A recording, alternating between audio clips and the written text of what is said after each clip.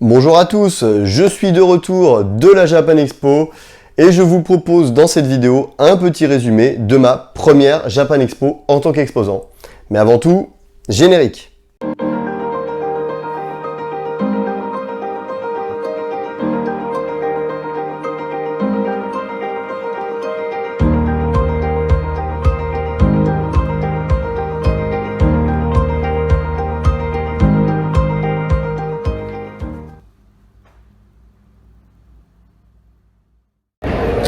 Voilà, nous voici à la Japan Expo 2022. C'est l'entrée.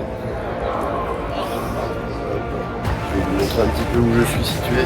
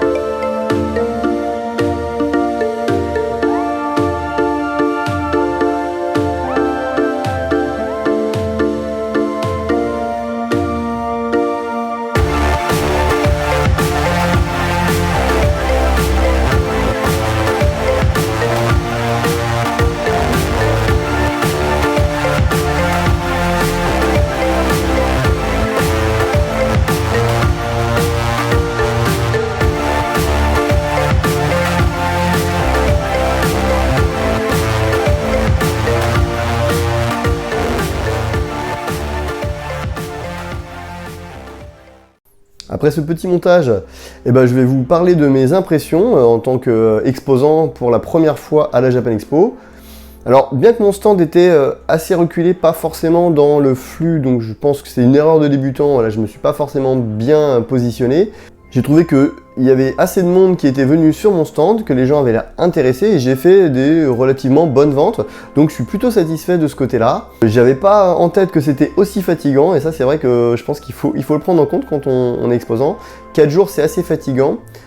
J'ai été 2 jours tout seul en plus sur les 4, mais malgré tout j'ai pu compter sur la présence de mon neveu pour le vendredi et de David sur le samedi. David qui, je le rappelle, est le personnage principal de mon manga, David Larose, que vous connaissez certainement si vous me suivez sur cette chaîne. J'ai également pu compter sur la présence de mon ami David Tran, qui est chef à domicile et qui propose une nourriture japonaise de haute qualité. Il est venu me voir sur tous les jours parce qu'il avait également un stand à côté. Donc merci à toi David. D'ailleurs je vous mettrai son lien dans la description si vous voulez faire appel à lui parce que franchement c'est vraiment top. Au rayon des anecdotes, j'ai pu rencontrer rapidement le chef otaku que vous devez connaître. Donc voilà, je l'ai croisé, on a pu faire un petit selfie, donc c'était cool, merci à lui. J'ai également enfin pu rencontrer en vrai mon ami Terry Dupré, auteur de La Planète Taku, dont je vous ai déjà parlé. Ça fait plusieurs années qu'on communique, mais on n'avait jamais réussi à se voir. Et là, ça a été l'occasion. Donc voilà, j'étais hyper content de pouvoir faire sa connaissance en vrai et d'échanger avec lui. Je prépare d'ailleurs une petite review de ces 4 tomes et j'en ferai certainement une vidéo. Donc voilà, suivez-moi si vous désirez en savoir plus sur son œuvre. J'ai fait la connaissance de Jigito. Alors si vous ne le connaissez pas, Jigito, c'est un auteur mangaka qui a notamment réalisé Maritime Pride, Akimbo, qu'il vendait là pour la Japan Expo et qui venait juste de sortir. Il a également fait une collaboration avec le chef otaku sur un comics qui s'appelle Dirty Cosmos. Voilà, ils en sont à 3 tomes, mais la suite est prévue pour bientôt. Donc voilà, j'ai échangé beaucoup avec Jigito, qui est vraiment hyper sympa, hyper abordable, on a pas mal discuté. Donc Jigito, si tu passes par là, merci à toi. J'ai également croisé le youtubeur Sora, voilà, que je ne connaissais pas, mais qui est quelqu'un de très abordable et très sympathique. Mes enfants étaient fans de Sora, donc j'ai pu lui faire dédicacer la BD, et j'en suis ravi. D'ailleurs, je lui ai même donné ma BD que je lui ai dédicacée. Donc Sora, si tu passes par hasard sur ma vidéo, bah écoute, j'attends ton retour avec grand plaisir et je te dis peut-être à une prochaine fois. J'ai eu la chance de pouvoir échanger avec Senshiro, le mangaka auteur du manga édité chez Kana Sweet Concrete, où ils en sont au tome 2. Voilà, donc il m'a dédicacé le tome 1 et j'en suis ravi, donc je suis super content. En plus, j'ai pu échanger avec lui au sujet du dessin et notamment de mon manga que je lui ai montré. D'ailleurs, petite anecdote sympa, quand je lui ai sorti, il m'a dit « Ah, tiens, je connais ça, j'en ai entendu parler ». Donc voilà, ça m'a fait super plaisir. Merci à toi et puis bonne continuation.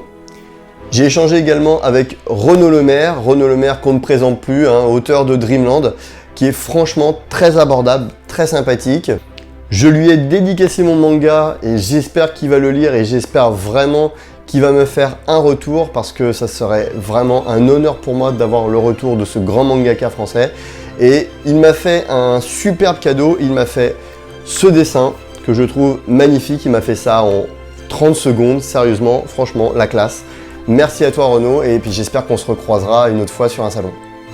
Petite anecdote sympathique, une personne est arrivée sur mon stand en disant qu'elle connaissait mon manga. J'ai d'abord cru qu'elle connaissait David, mais non, en fait elle me connaissait moi parce que voilà, elle était abonnée à ma chaîne.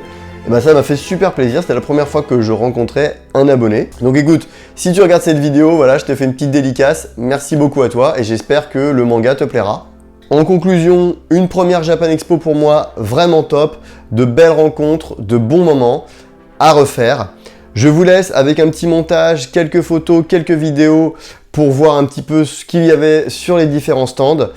Et je vous rappelle que mon manga, pour ceux qui n'étaient pas à la Japan Expo et qui ne l'ont pas encore commandé, il est toujours disponible dans ma boutique. N'hésitez pas, je vous le dédicacerai avec grand plaisir. Et bien il ne me reste plus qu'à dire abonnez-vous, activez la cloche et à très bientôt. Ciao!